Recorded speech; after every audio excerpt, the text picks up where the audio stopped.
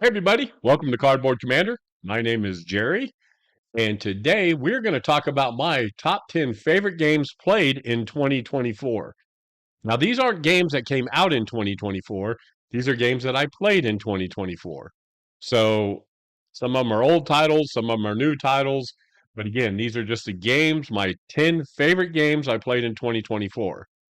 I got this idea from the War Room last Saturday as it's going to be the topic for this upcoming Saturday. And I don't know if I'm going to get to watch the show. So I thought, hey, that's a good idea to do a video. So that's why we're doing this. I do want to take a quick moment to thank all of you who have supported the channel. We're at over 100 subscribers now, and that's really good. We've only been doing this a couple weeks now. So really do appreciate you all coming in and subscribing. Do the YouTube thing, smash the bell. Make sure you give us a thumbs up, all that fun stuff. But again, we're going to go ahead and get started with this. It's a top 10 favorite games I played in 2024. And of course, this little thing just tells you the exact same thing I just told you. But the big thing is here, each game is going to have a little symbol and tells you how many times I've played that game this year. So that's one of the prerequisites that they wanted on the War Room. And that's a cool idea. So I thought I would do it. So let's get started. My number 10 favorite game for 2024, I only got to play it once, is For the People. And this is the newest copy. I got it from GMT Games. It's a strategic card level game about the Civil War. It's Mark Herman's title. Just a really great game. It's been around for a long, long time. I think this is on the third printing or something like that. But it's a great game. I've had a lot of fun playing it. I know a lot of people don't like card-driven games, but if you do like card-driven games, this is a must game to have in your collection. It's a classic and just a lot of fun to play. The components are very nice, especially in the new box. The new map is really, really nice. And so my number 10 favorite game of 2024 was For the People. Number 9 was kind of a surprise to me because I'm not a big multiplayer game person. The Triumph and Tragedy, a friend of mine who plays on the Combat Commander, I'm sorry, yeah, the Combat Commander board, uh, wanted me to play the game, so I picked it up and we played it. It's a 2 to 3 person game. Basically, it's just a European supremacy game from 1936 to 1945. You've got 3 components. There's the capitalism in the West, communism, the Soviets, and the fascism in the Axis. Has diplomatic, economic, and technology and military components. What can be wrong with that, right? It's just a great game, a lot of fun. It was easy to get into.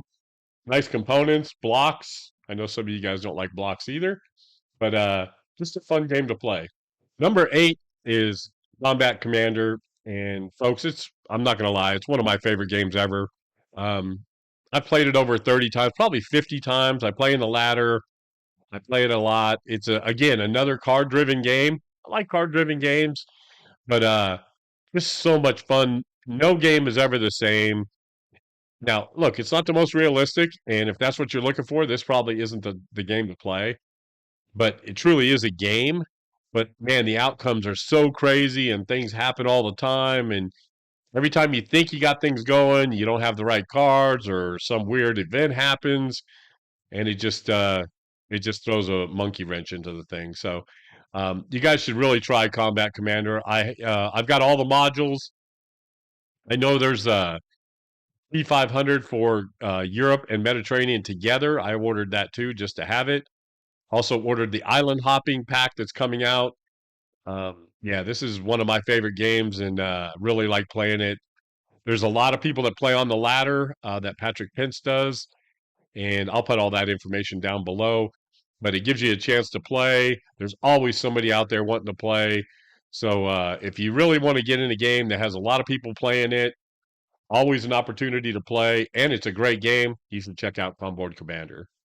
All right, let's see what number 7 is. Oh, but wait. Let's talk about honorable mentions. So these are 3 games that I did play this year. Just didn't make the top 10. Imperial Tide, I really like. Great game. I've played it both solo and 2-player. It's fantastic. One of my favorites. I really do like it. It just wasn't good enough to make this list, but I'll play it anytime. Antietam from Worthington Games. I've played it a couple times. It's mostly solo, but easy to get into, like an 8-page rule booklet. Components are nice. It's just an easy way to get into games. It might be a good starter game for somebody who wasn't familiar with Civil War games. So I really like Antietam. And then the lamps are going out. I'm a big World War One guy. I love those games, and I could play this game all the time. I would love to play it again with somebody face to face or on Vassal. So if you're looking for a game and the lamps are going out, give me a shout. I'll love to play. Let's go on and get ahead with our list here and keep going. Number 7 is Normandy 44, Mark Simonich title. I love the 40 series games. This thing's no different, just a lot of fun to play. Basically, it says it's a 3 or 4 player game. I don't know if I think there'd be a lot of time just sitting around if you were doing that, but it's a great game, a wonderful D-Day game. Zoc Bonds. It's a little crunchy, but not horribly crunchy, but just a lot of fun to play. And if you haven't played it, you should give it a shot. It's the 40 series games are fantastic. Number 6 is a big surprise to me. So I just picked this up 2 weeks ago, and I've already played it 5 times. 2 times with somebody on Vassal, and 3 times solo. Easy to get into, fast paced, a little bit of a dice chucker, but that's cool. And just, man, just a lot of fun to play. John Butterfield knows how to make a game. And I have to say, I was very surprised when I broke it open and started playing it. I'm hoping Jester wants to play this because I would love to get this on the table again and play live. That would be really cool. The components are great. The map's cool. Again, World War II Commander, Volume 1. There's another volume coming out, but I'm going to wait on that because that's coming up soon. But yeah, you should check out Battle of the Bulge. Everybody needs Bulge games, right? You can never have too many Bulge games. So go check it out. These are 4 games that I really need to get on the table. And I've got them. I just haven't gotten them on the table. I ain't going to lie. Mark Herman's Empire of the Sun just freaks me out. I need to just sit down, read the rules, go through it, play it, watch some YouTube, get it on the table. Everybody says it's fantastic. I really need to get that on the table. I just picked up Great War Commander, which is kind of like Combat Commander for World War One. Really looking forward to playing that. I know Jester, you wanted to play it. I'd like to play that. And also, if anybody else wants to play it, I would really like to give it a shot. And then the 2 other 40 games that I really want to get on the table is Holland 44. So it's still in the shrink wrap. I'm going to be doing an unboxing for it, but I'm really looking forward to that. And then France 40 is kind of 2 games in one, a little lighter than Holland 44. I love the box art, by the way. Sorry, just got a little sidetracked there. But if you haven't played these games, you should really give them a shot. The 40 series games are fantastic. Back to our list. Number 5 is A House Divided by Frank Chadwick. This thing's been done by 3 or 4 different companies. In fact, GMT has it on P500 now as a new copy as well. I love this game. It is a great game to get people into wargaming that haven't played before. It's real easy to set up, easy to teach.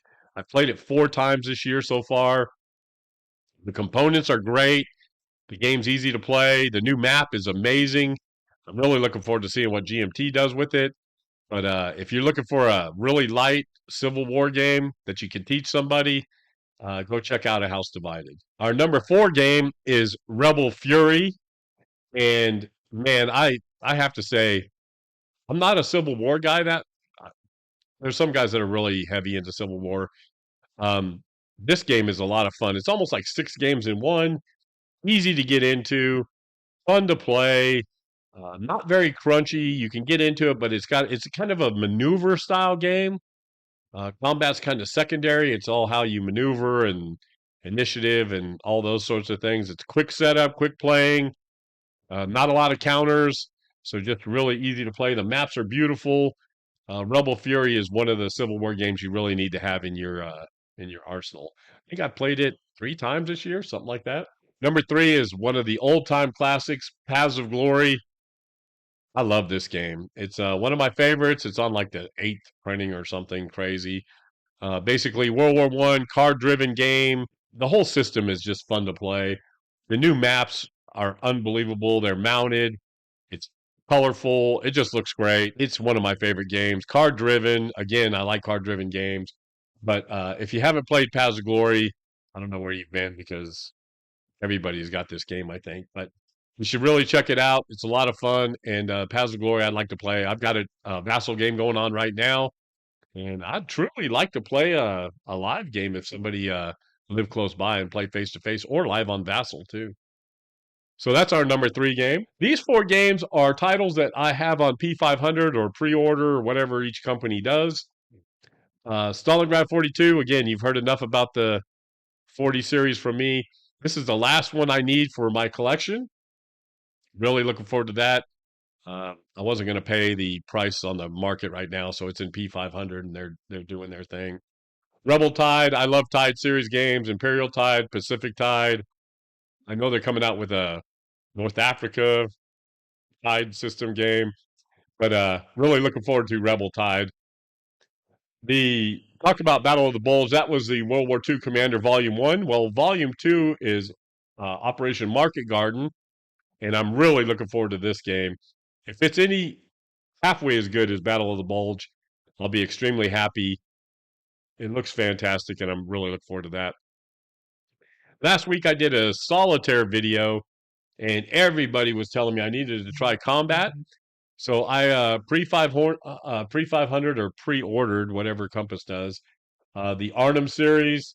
It's a game all in itself. You don't have to have combat, the other combat. So I ordered it. Really looking forward to seeing it, and I love the subject, so looking forward to that. So let's get back to our list. I love me some ASL starter kit. I played ASL for years, had everything, spent way too much money, had way too much shelf space taken up by it. I quit playing it about 10 years ago just because I felt like that's all I was playing. To be good at this at ASL, you have to play all the time and you have to be up on the rules, and the rule book's huge. So I sold it, got a good price for it, and then I started getting an itch. I needed another game like ASL, but so when Squad Leader, starter kit, friend of mine loaned me a copy. I got it on the table. I was sold. So I have all the modules for it. It's ASL light, easy to play, 1 to 2 hours. The rule books aren't crazy. Look, it's crunchier than most games. There's always somebody you can play. It's not as hard to play. It's not as expensive to keep on the shelf. I don't feel like I have to play it all the time. So ASL starter kit, I've got them all. I've played this 20, 25 times this year. I've got 3 games going on right now. Really do like starter kit. Last but not least, we come to number 1. This was so much fun, and again, another 40 series games. No, Mark Simonich is not sponsoring me in any way. It's just I love his game systems. Just really does a good job. I played this twice face to face and once solo. Components are good, easy to get into. Not a, I mean, there's a lot of counters, but it's not crazy a lot. Zachbon system. It's just a fun game to play, and I wasn't familiar with that part of the war, so it really got me interested into it. So I've got a couple books on it, and really got into that campaign. And Salerno 44, I'd play it anytime. So if you want to play, reach out to me and let's get together. I want to thank you guys for watching. Thank you for all the comments on the solitaire video last week. Go check out cardboardcommander.com. That's my blog and a website. Go check out Cardboard Commander on YouTube. Do the subscribe thing, all that sort of thing. Really looking forward to continuing making content. I think I finally got the audio down where it sounds okay. The cam, I'm using a GoPro for my camera, so it's a little better than my computer. So I think I'm going in the right direction. Now, if you guys like listening to me, that's a different subject. But right now, if you have any topics that you'd like me to cover, or any games that you'd like me to cover, give me a shout, and I'll try to see what I can do to figure it out. I'm not going to lie, I've only got about 80 games, so I'm not in the collector business. I did that. I sold about 400 games. So now when I get a game, I play it. If I don't play it, it goes to Noble Knight, and I pick up something else that I want to play. So really appreciate you guys watching. Thanks for hanging out. Have a good holiday. Be kind, be safe, happy gaming. We'll talk to you soon. Bye.